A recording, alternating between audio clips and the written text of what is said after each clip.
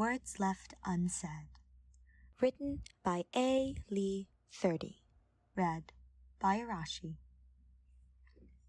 Lightning illuminates the empty apartment momentarily before he flips the light switch, a clap of thunder shaking the windows. Locking the door behind him, Claude drops his work bag on the dining table. It's late. It's been a long week, and all he wants to do is embrace sleep. How mortals work most of their lives, he'll never understand. From his pocket, his phone emits a shrill tone. Reading the caller ID, it's not someone in his contacts, most likely spam or a robocall. Normally, he would just let the phone ring or send it over to voicemail, but for some reason, he swipes to accept the call. "This is Claude." There's nothing but silence on the other end of the line. He sighs, shoulders falling. "Look, if you're calling about my extended warranty, I don't have one, and I know I didn't enter to win a vacation pack. It's me." Claude freezes. "Dimitri," he greets, his voice surprisingly steady. "It's been a while. Not to sound ungrateful, but how did you get this number?" "I called in a favor," the other man deadpanned. "I see."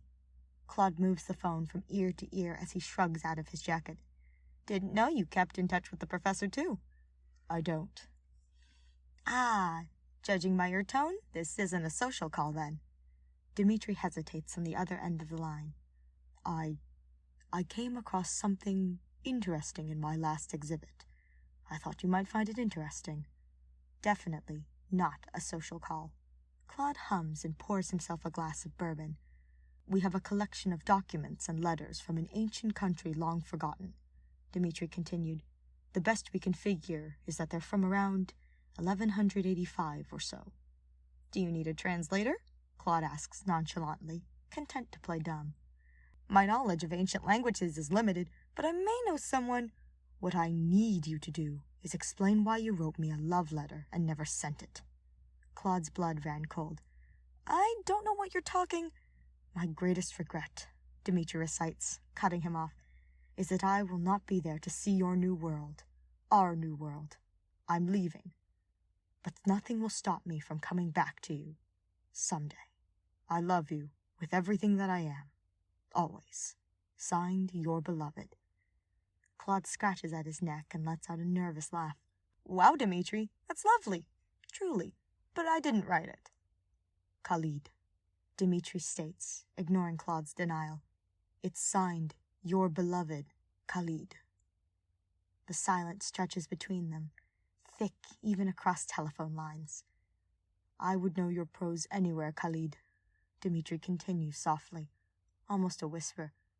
"Do not lie to me." Claude lets out a resigned sigh and sips his drink, welcoming the burn and warmth in his chest. "All right, I won't lie to you," he concedes. "In my defense, you were never supposed to see that." "Why not?" Dimitri demands, voice thick with emotion, hurt, betrayal, frustration. "Why did you not say anything? All this time, centuries, Khalid. We have crossed paths time and time again, and you've remained silent. You left that day without so much as a goodbye, and—" "What would you have me say, Mitya?" Claude counters, slightly berating himself for how easily the casual nickname slipped past his lips. "It was a different world. You had a kingdom to unite, and they never would have let you rule if they found out about us. I left so you could grasp your destiny." "You were my destiny, Khalid!"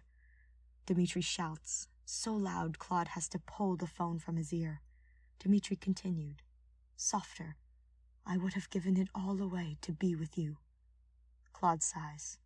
"I know, Mitya, and I couldn't let you do that." Silence again. All the centuries between them, the decades of run-ins and hookups that ultimately led to nothing, had led them to now. "And now?" the other man asks. Claude's heart raced like he was a lovesick student back at the academy, falling in love with a prince.